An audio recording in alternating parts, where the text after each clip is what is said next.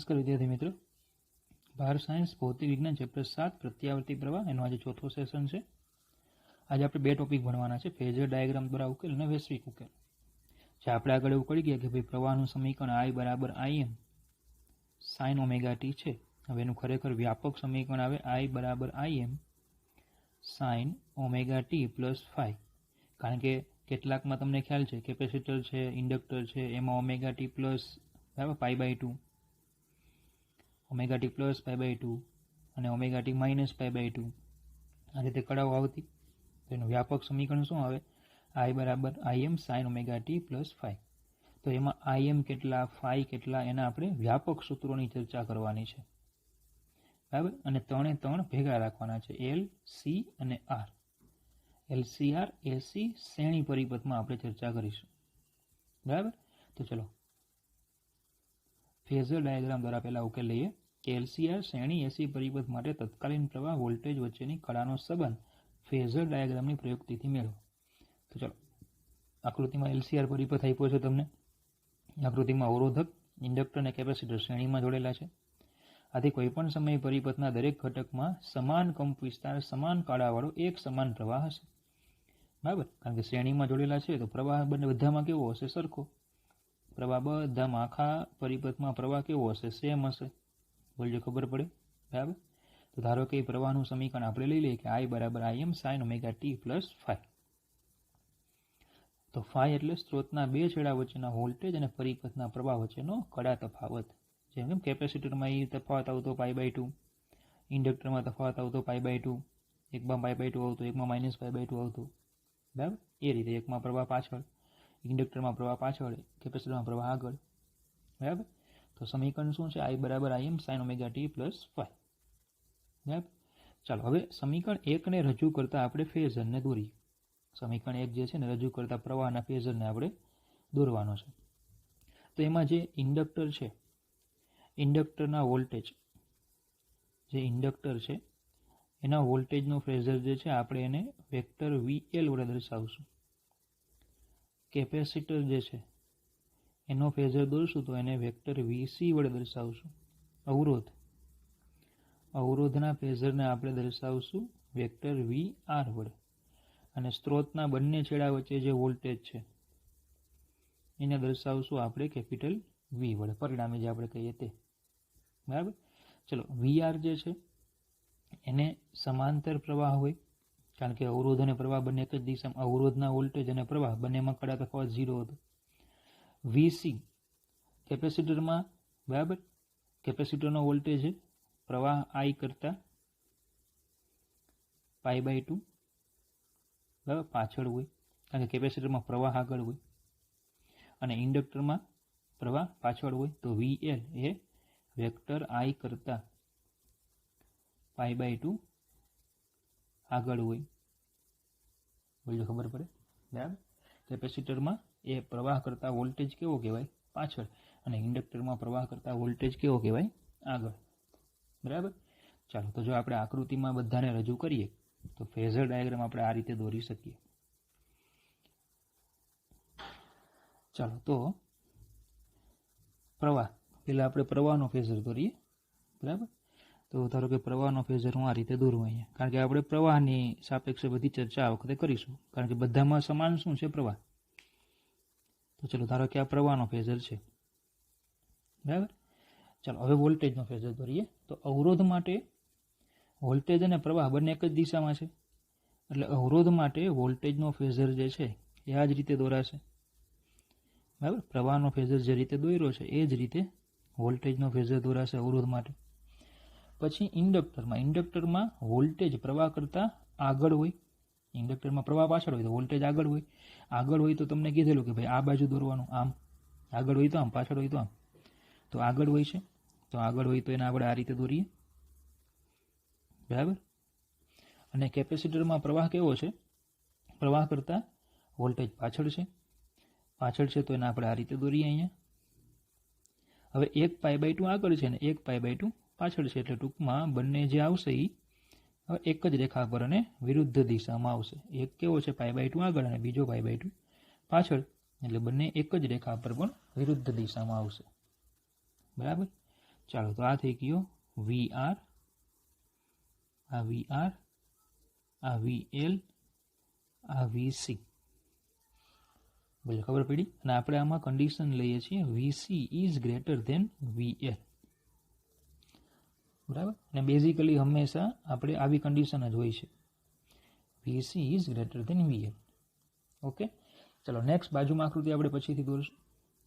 ચલો આગળ શરૂ કરીએ કે હવે ફેઝર છે એ આપણે શેના દોરવાના હોય? મહત્તમ મૂલ્યના. એ તમને ખબર છે, ફેઝર મહત્તમ મૂલ્યના હોય. તો પછી અવરોધનું ફેઝર છે, એમાં અવરોધનું એ મહત્તમ મૂલ્ય છે IMR જેટલું હોય.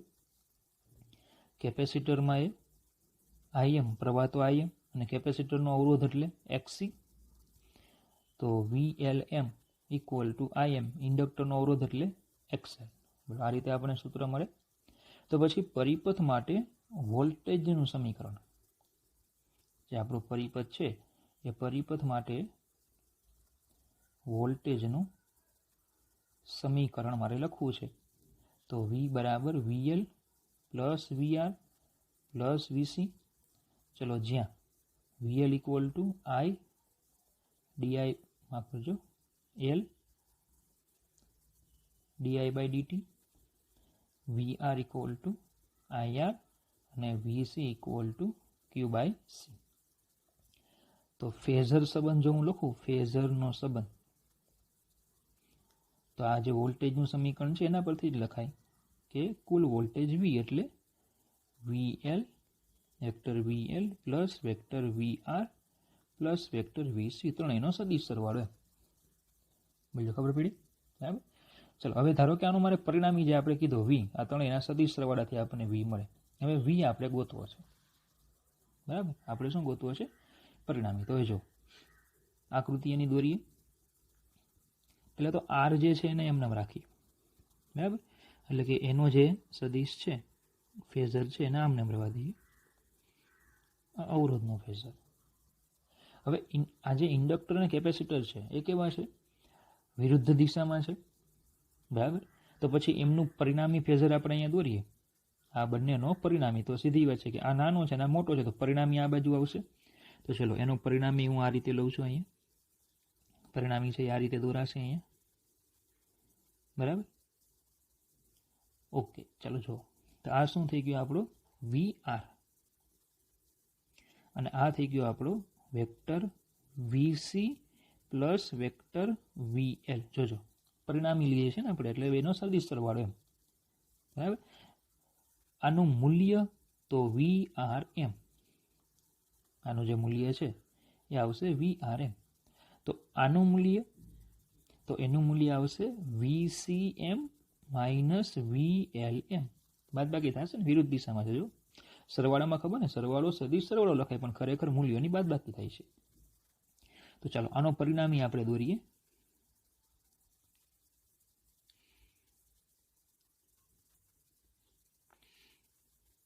તો ચતુષ્કોણના રીતે પૂર્ણ કરીએ એટલે આપને મળી જશે આ પરિણામી V. આ થઈ ગયો આપણો વેક્ટર V. ક્લિયર? ચાલો આ જે ખૂણો આવશે પરિણામીનો ખૂણો એ થઈ ગયો ઓમેગા ટી. કેટલો ખૂણો? Omega T. આ ખૂણો જે છે ધારો કે એ છે ફાઈ. અહીંયા આ 90નો ખૂણો બને, ચતુષ્કોણ બની ગયો છે એટલે. અને આમની વચ્ચે ખૂણો પણ 90નો હોય, કારણ કે આપણે કીધેલું કે આ π/2નો તફાવત છે ને આમની વચ્ચે. બરાબર, એટલે આ ખૂણો પણ 90નો આવે. ક્લિયર? તો ઉપરનો ત્રિકોણ ધ્યાનમાં લઈએ, ઉપરનો ત્રિકોણ, તો પછી આ 90નો ખૂણાની સામેનો કોણ હોય? કર્ણ. બોલજો ખબર પડી આટલી? તો ખાલી આપણે ઉપરનો ત્રિકોણ જો હું ધ્યાનમાં લઉં તો પછી હું આ રીતે લખી શકું. જોજો પાયથાગોરસ પ્રમાણે આપણે આમ લખી શકીએ. વીનું જે મહત્તમ મૂલ્ય હશે, આ વીનું, એને કહી દઉં VM. તો જો આટલું VM, આટલું VRM અને આટલું VCM માઇનસ VLM. તો VM સ્ક્વેર શું લખાશે? VM square equal to VRM square plus VCM minus VLM whole square. VRM square plus VCM minus VLM whole square. ચલો VM² ઇક્વલ ટુ, હવે આ જે કિંમતો છે એને અહીંયા મૂકી દઈએ. તો VRM કેટલા મુકાય? IM² એટલે કે IMR² પ્લસ VCM કેટલા મુકાય? IMXC minus IMXL hall square. તો આવશે VM² ઇક્વલ ટુ, ચલો IM² કોમન લઈ લો તો બાકીનું વધશે R² plus XC minus XL whole square. તો IM equal to VM upon R² plus XC minus XL whole square raise to 1/2. ખબર પડી? ધારો કે આને જો હું Z કહી દઉં, Z, તો IM equal to VM upon Z. સમજો કે આ શું છે? પ્રવાહ. આ શું છે? વોલ્ટેજ. તો આ શું હોવું જોઈએ? અવરોધ. શું હોવું જોઈએ? અવરોધ. બરાબર. તો અવરોધને મેં નામ આપી દીધું Z. અને જ્યાં Z equal to R² plus XC minus XL whole square raise to 1/2.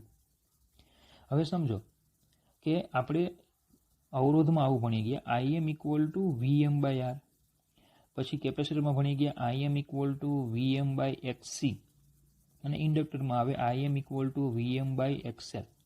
તો ત્રણેય ભેગા કરો ને તો IM ઇક્વલ ટુ VM/Z. ત્રણેય ભેગા કરો તો IM ઇક્વલ ટુ VM/Z. તો ઝેડને કહેવાય LCR AC શ્રેણી પરિપથનો અસરકારક અવરોધ. શું કહેવાય એને? LCR AC શ્રેણી પરિપથનો અસરકારક અવરોધ. કારણ કે આ અવરોધ માટે અસરકારક અવરોધ, આ કેપેસિટરનો અસરકારક અવરોધ અને આ ઇન્ડક્ટરનો. તો ત્રણેય ભેગા કરો તો Z. એને કહેવાય LCR AC શ્રેણી પરિપથનો અસરકારક અવરોધ, અથવા એનું બીજું નામ છે ઇમ્પીડન્સ. શું છે? ઇમ્પીડન્સ. ખબર પડે શું નામ આપવામાં આવે છે? ઇમ્પીડન્સ. તો આ ઝેડનું આ જે અવરોધ જે છે એનું વ્યાપક સૂત્ર થઈ ગયું. આ જે સૂત્ર આપણે મળ્યું ને વ્યાપક મળ્યું. કારણ કે હવે આ સૂત્ર તમે, બરાબર, આ સૂત્રને તમારે ધારો કે માત્ર અવરોધ ધરાવતા પરિપથ,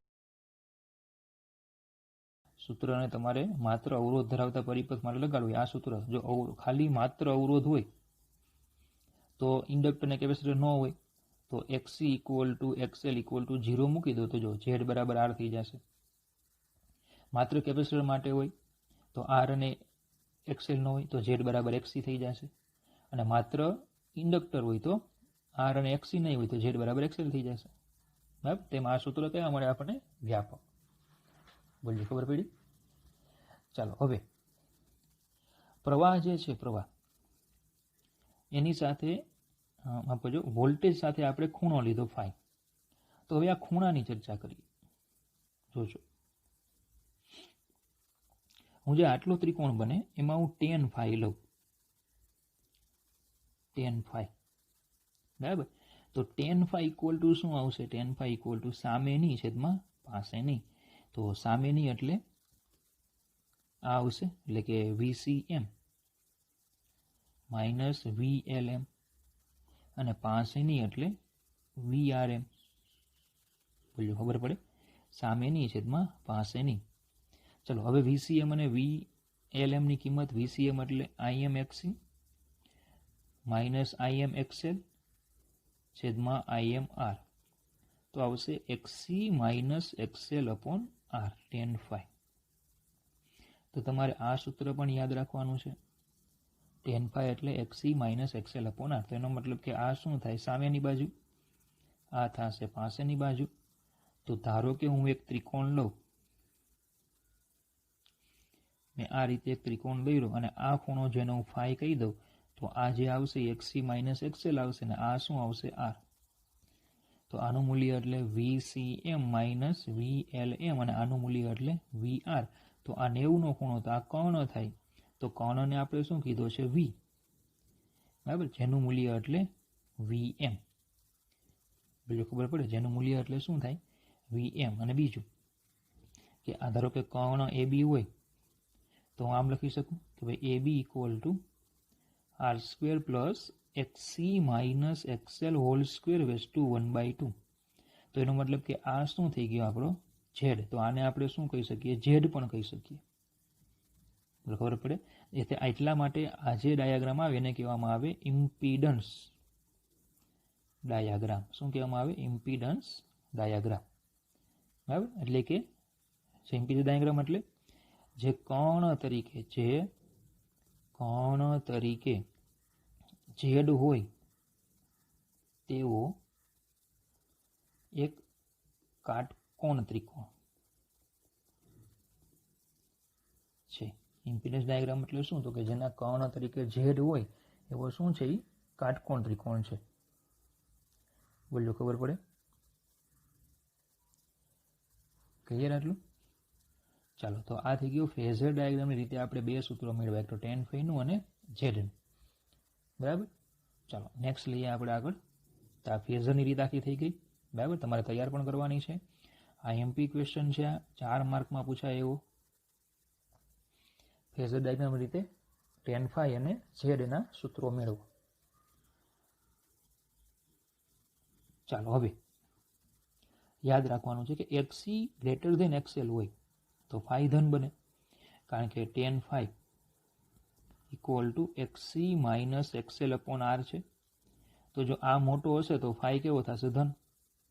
તો પરિપથ પ્રભાવી રીતે કેપેસિટિવ કહેવાય. કેવો કહેવાય? પરિપથ કેપેસિટિવ. તો એક્સી જો મોટા હોય ને તો પરિપથમાં કેપેસિટરનું વર્ચસ્વ હોય એમ, અને પરિણામે પરિપથમાં પ્રવાહ સ્ત્રોત વોલ્ટેજ કરતાં આગળ હોય, કારણ કે કેપેસિટરમાં આગળ કોણ હોય? પ્રવાહ. બરાબર? તો જો એક્સી અને એક્સએલ હોય એમાં એલસીઆર શ્રેણી પરિપથ છે, એમાં જો એક્સી મોટા હશે, બરાબર, તો પછી આખો પરિપથ કેપેસિટિવ પરિપથ બનશે અને એમાં પ્રવાહ જે છે એ સ્ત્રોત વોલ્ટેજ કરતાં આગળ હશે. તો ઊંધું, એ જો એક્સએલ મોટા હોય, એક્સએલમાં આગળ કોણ હોય? વોલ્ટેજ. જો એક્સએલ મોટા હોય તો phi ઋણ બનશે, આ ઋણ બને, અને પરિપથ પ્રભાવી રીતે ઇન્ડક્ટિવ બને, અને પરિણામે પરિપથમાં પ્રવાહ સ્ત્રોત વોલ્ટેજ કરતાં પાછળ હોય. બરાબર? તો આકૃતિમાં એક્સી ગ્રેટર ધેન એક્સએલના કિસ્સા માટે ફેઝર ડાયાગ્રામ તથા વી અને આઈના ઓમેગા ટી સાથે થતા ફેરફાર દર્શાવેલા છે.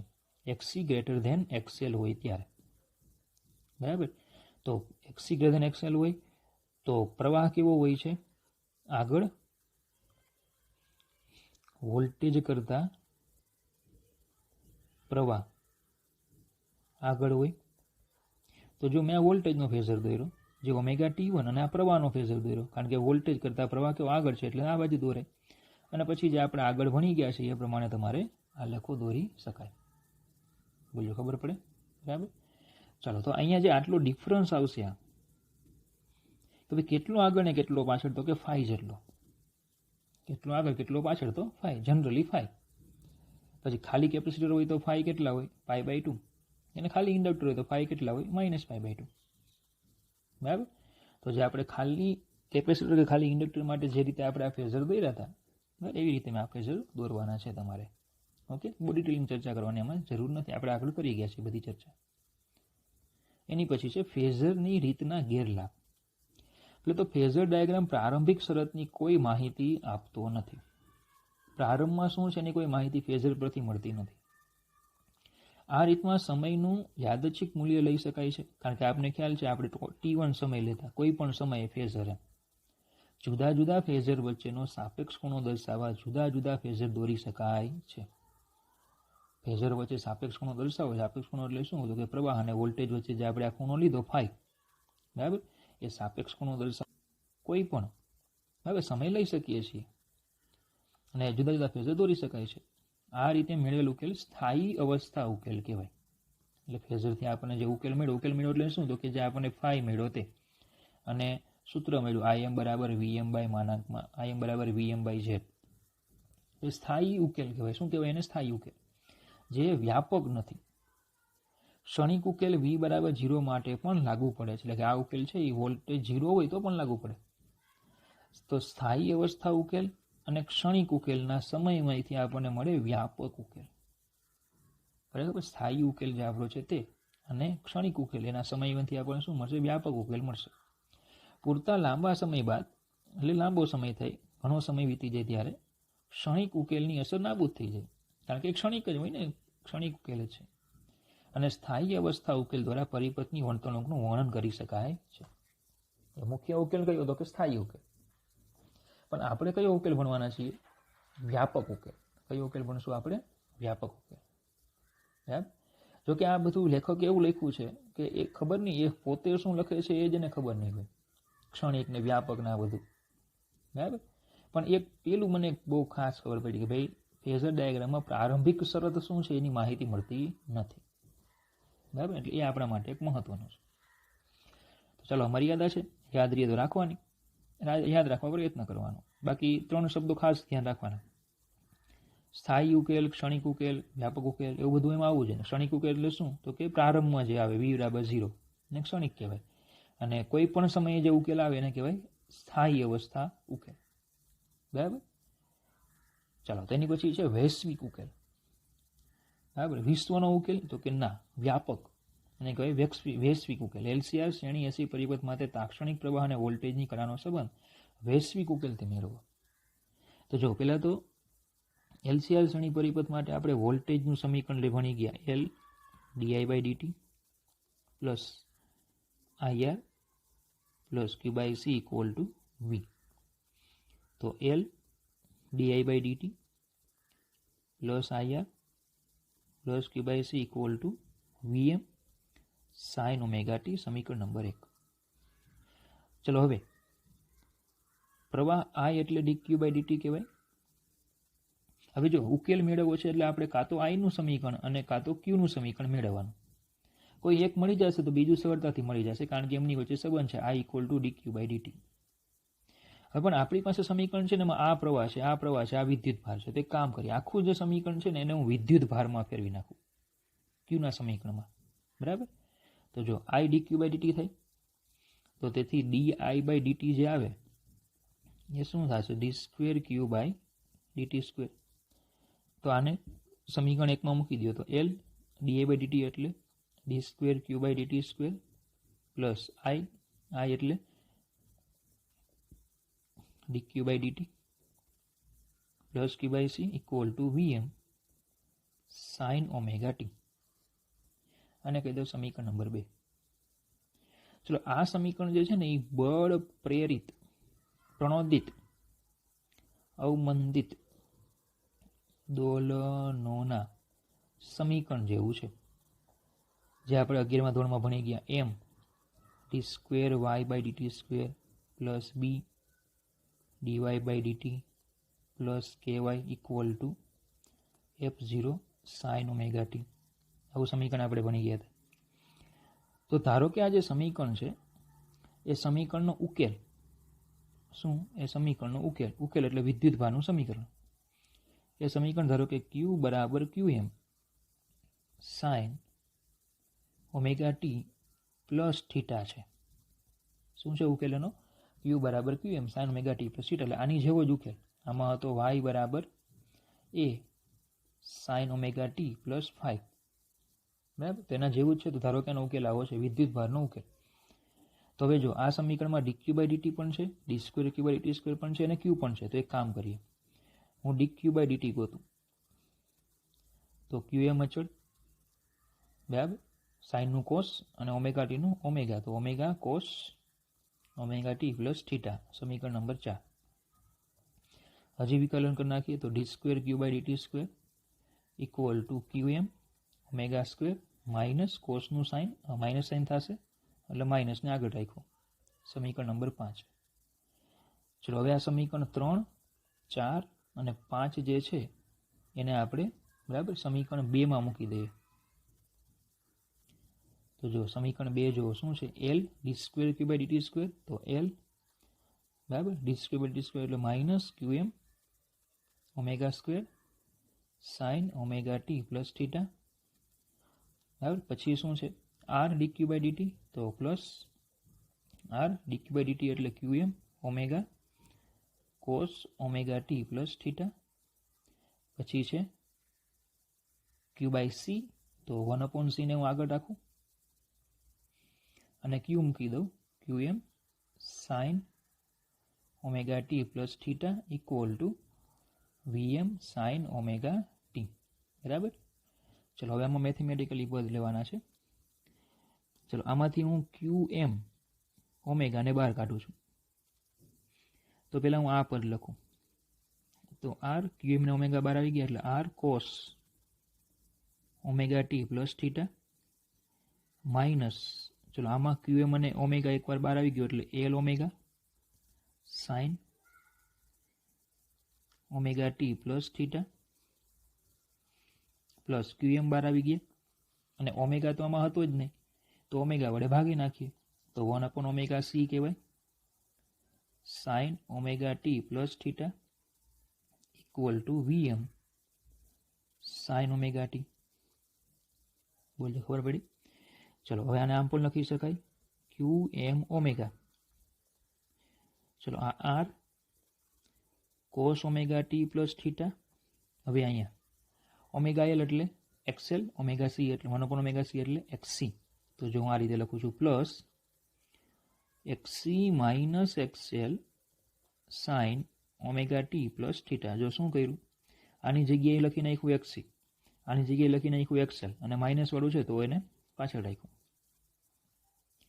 Equal to VM sine omega T. ચલો હવે અહીંયા એક પદ લઉં ક્યુ એમ ઓમેગા ઝેડ. બરાબર. તો R by Z cos omega T plus theta plus XC minus XL upon Z sine omega T plus theta equal to VM sine omega T. જો શું કર્યું, ઝેડ વડે ગુણ્યા અને ઝેડ વડે ભાગ્યા, ઝેડ ગુણ્યા અને બંનેને ઝેડ વડે ભાગ્યા. ચલો હવે આ જે પદ આવે એને હું કહી દઉં કોસ ફાઈ અને આ પદ જે આવશે એને હું કહી દઉં સાઇન ફાઈ. તો આવું લખાશે કે cos phi equal to R by Z અને sine phi equal to XC minus XL upon Z. તો પછી આ બંને ઉપરથી ટેન ફાઈ એટલે સાઇન ફાઈના છેદમાં કોસ ફાઈ, તો XC minus XL upon R. ચલો યાદ છે હમણાં આપણે આવું સમીકરણ ભણી ગયા. બરાબર. તો એમાં ફાઈ ઇક્વલ ટુ શું આવી જાય, tan inverse XC minus XL upon R. બરાબર. ચલો તો પહેલાં તો આપણે આ સમીકરણને ફરીથી લખીએ અહીંયા. તો ચલો આવી રીતે લખાશે ક્યુ એમ ઓમેગા ઝેડ. ચલો અહીંયા થઈ ગયો cos phi cos omega T plus theta plus અહીંયા થઈ ગયું sine phi sine omega T plus theta equal to VM sine omega T. ચલો હજુ એક વખત આને ફરીથી હું લખી નાખું. તો આ રીતે લખું, જોજો cos omega T plus theta cos phi plus sine omega T plus theta sine phi VM sine omega t.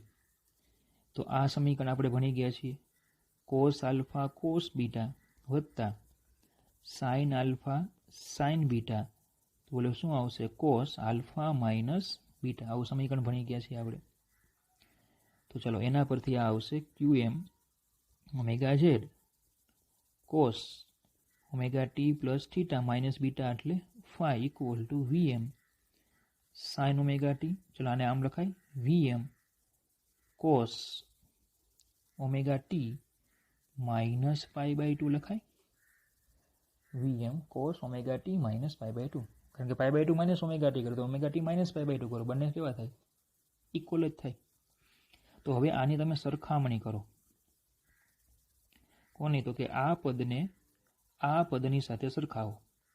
તો વીએમ એટલે લખાશે ક્યુ એમ ઓમેગા ઝેડ. વીએમ શું લખાય, ક્યુ એમ ઓમેગા ઝેડ. આ ક્યુ એમ ઓમેગા છે ને એને હું આઈ એમ કહી દઉં, કારણ કે ઝેડ શું હોય, અવરોધ. તો લખાય VM equal to I M Z. બરાબર.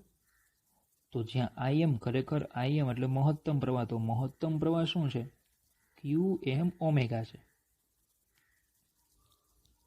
ચલો બીજું ખૂણા સરખાવો.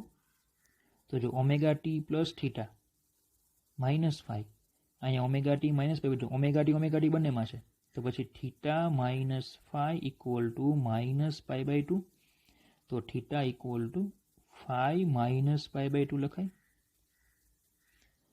થીટા મળી ગયા. તો પછી પરિપથનો પ્રવાહ મારે લખવો હોય તો આ એટલે શું કહેવાય? dq બાય dt કહેવાય, equal to D by dt of, પેલો વિદ્યુતભારનું સમીકરણ શું છે? qm. જો આપણે વિદ્યુતભારનું સમીકરણ ધાર્યું અહીંયા, qm sin omega T plus theta, qm sin omega T plus theta. તો પ્રવાહનું સમીકરણ આવી જશે qm ઓમેગા સાઇનની જગ્યાએ cos omega T plus theta, જે આપણે વિકલન કરીને આગળ મેળવ્યું જ છે. તો I બરાબર, ચલો qm ઓમેગા એટલે શું છે? im. જો ઉપર લખ્યા જ છે, cos omega T plus theta એટલે phi minus pi by two. તો I બરાબર im કોસ, ચલો આને આમ લખાય, pi by two minus omega T plus phi. તો I બરાબર im sine omega T plus phi. બોલો આવી ગયું સમીકરણ. જ્યાં im એટલે કેટલા? આમાં અચળાંક કોણ? im અને ફાઈ. તો im કેટલા? તો કે vm by Z equal to vm by વર્ગમૂળમાં R square plus xc minus xl whole square. im એટલે vm બાય ઝેડ. બરાબર, અહીંયાથી પણ મળે તમને. જો અહીંયા im ને કરતા બનાવો તો vm બાય ઝેડ, અથવા im બરાબર qm ઓમેગા પણ લખી શકાય. અને બીજો અચળાંક ફાઈ તો આપણે આગળ જ મળી ગયો, tan inverse xc minus xl upon r. બરાબર. તો આમ પરિપથમાં પ્રવાહનો કંપ વિસ્તાર અને કળા, બરાબર, વિશ્લેષક ઉકેલથી આપણને મળે, એટલે કે વ્યાપક ઉકેલથી આપણને મળે. બરાબર. તો આ થિયરી બહુ મહત્વની થિયરી છે, બોલજો ખબર પડે. બરાબર.